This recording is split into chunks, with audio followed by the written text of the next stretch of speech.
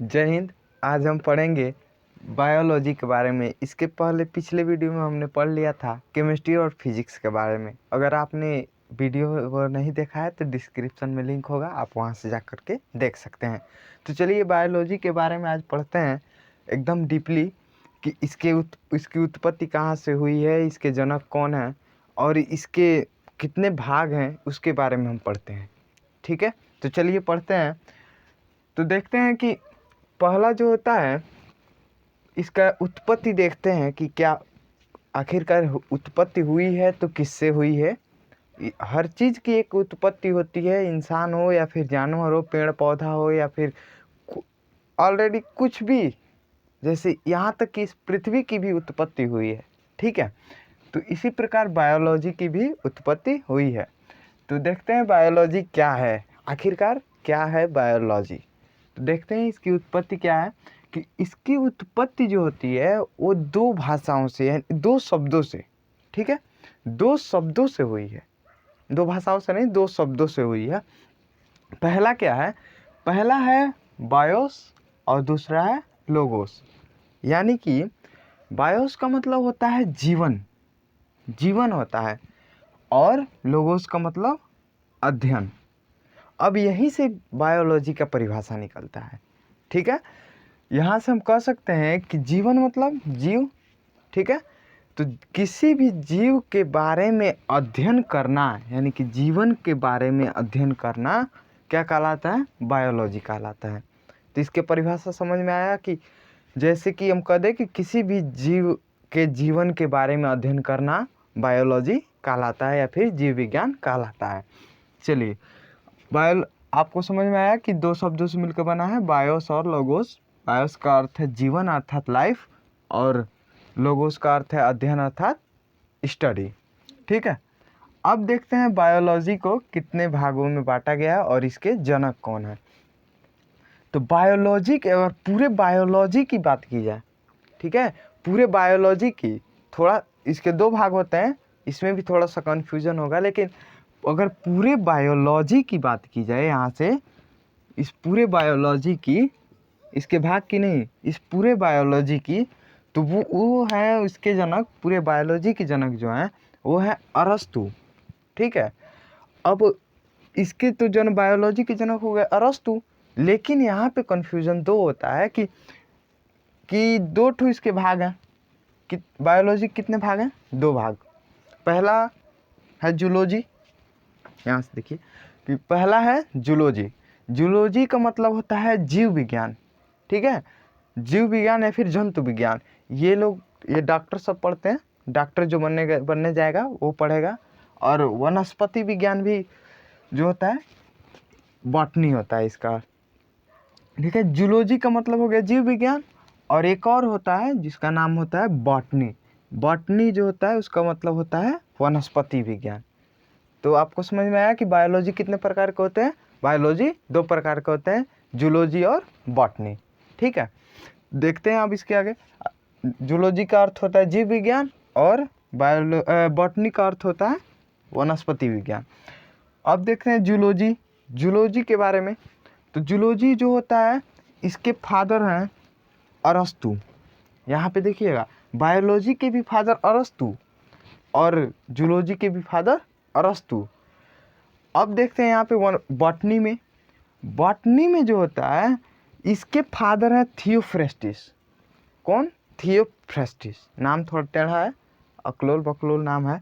ठीक है, तो इसका नाम क्या है, थियोफ्रेस्टिस। अब देखते हैं इसमें जो गति जूलॉजी जीव विज्ञान है, इसमें लोग कैसा गति होता है, गति कैसे करते हैं सब। तो जीव विज्ञान में जो है वो स्थानांतरित गति करते हैं। स्थानांतरित गति का मतलब, जैसे कि एक मान लीजिए यहाँ पे डिब्बा है। ठीक है, अब देख रहे हैं एक डिब्बा हो गया, अब इसको गति में लाना है, तो कौन सा गति करेगा, तो कौन सा गति कहेंगे, इसको देखते हैं। यदि इसको हम कोनो बल लगाए, इसको ठेल के क्या कर दिए, एक स्थान से दूसरे स्थान तक यहाँ तक लेते आए, तो ये क्या हो जाएगा, इसके स्थान में परिवर्तन हुआ कि नहीं। तो इसके स्थान में परिवर्तन हो गया तो इसको हम क्या कहेंगे, स्थानांतरित गति कहेंगे। यानी कि जब स्थान में परिवर्तन हो तो क्या कहेंगे, स्थानांतरित गति। तो जीव जंतु जो है वो स्थानांतरित गति करते हैं ना, जैसे कुत्ता हो गया, सब अभी को कुत्ता भौंक रहा है, सब इन लोग को कोनो फिक्र नहीं है वीडियो का, ठीक है। ये कुत्ता सब भौंकते रहते हैं दिन भर, इधर से उधर खाते पीते रहेंगे, दौड़ते रहेंगे, स्थानांतरित गति करते रहते हैं सब, ठीक है। अब देखते हैं बॉटनी को। अब बॉटनी क्या होता है कि बॉटनी जो होता है इसका मतलब होता है वनस्पति विज्ञान। और वनस्पति का मतलब आप लोग समझते ही हैं कि पेड़ पौधा सब आएंगे, ये तो पक्का है कि आएंगे सब पेड़ पौधा। तो पेड़ पौधा जो होता है वो लयबद्ध गति करता है। लयबद्ध का मतलब एक जगह बन के उसके बाद से लंबाई खाली बढ़ता रहेगा, एक के दरी खाली खड़ियाया रहेगा। अब फिल्मों वगैरह में देखते होंगे कि पेड़वा सब चलता है, उसका सोरिया निकल के गर्दनिया में लपेट देता है सब। एगो काश्मोरा फिल्म देखे होंगे, वहाँ पे भी पेड़वा इसे निकल के चलता है सब, उसका हाथ पैर बन जाता है उसके जड़वा का, ठीक है। ऐसे मान लीजिए ये पेड़ है ना, इसका मान लीजिए जड़ है, ये टहनी है, ऐसे ही निकल जाता है, ठीक है। ये हाथ हो जाता है, पैर चलने लगता है काश्मोरा फिल्म में। तो उसको न ले लीजिएगा कि तो स्थानांतरित गति कर रहा है, इहो एक स्थान से दूसरे स्थान तक चल रहा है। ऐसा रियलिटी में थोड़ी होता है, रियलिटी में तो एक के दरी बंधे होते हैं सब, उसके बाद से वहीं से अपना वृद्धि करते हैं सिर्फ। अब देखते हैं जंतुओं में इनका वृद्धि कितने दिनों तक होता है और पौधों में कितने दिनों तक होता है। तो जंतुओं में जो होता है वृद्धि एक निश्चित समय तक होता है।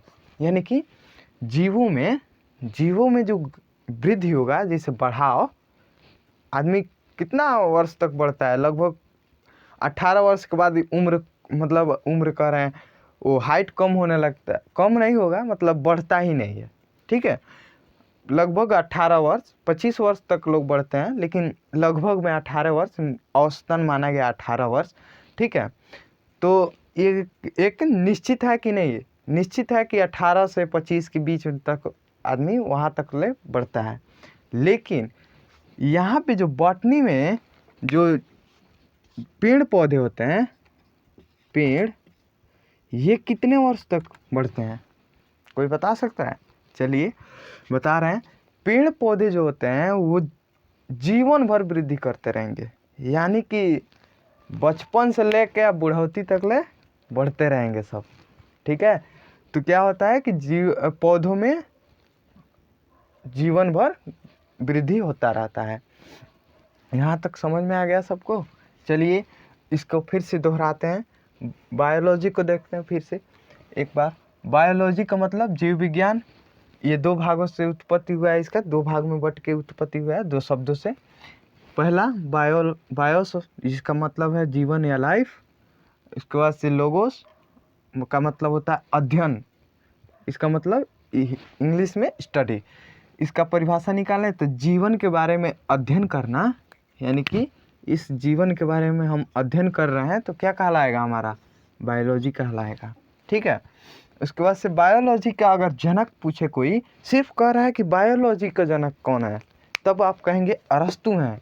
लेकिन अगर कह दिया कि बॉटनी के जनक कौन है, तब वहाँ पे हम अरस्तु नहीं कहेंगे, वहाँ पे कहेंगे थियोफ्रेस्टिस। भले ही इसका बायोलॉजी का ही भाग है बॉटनी, तो ठीक है।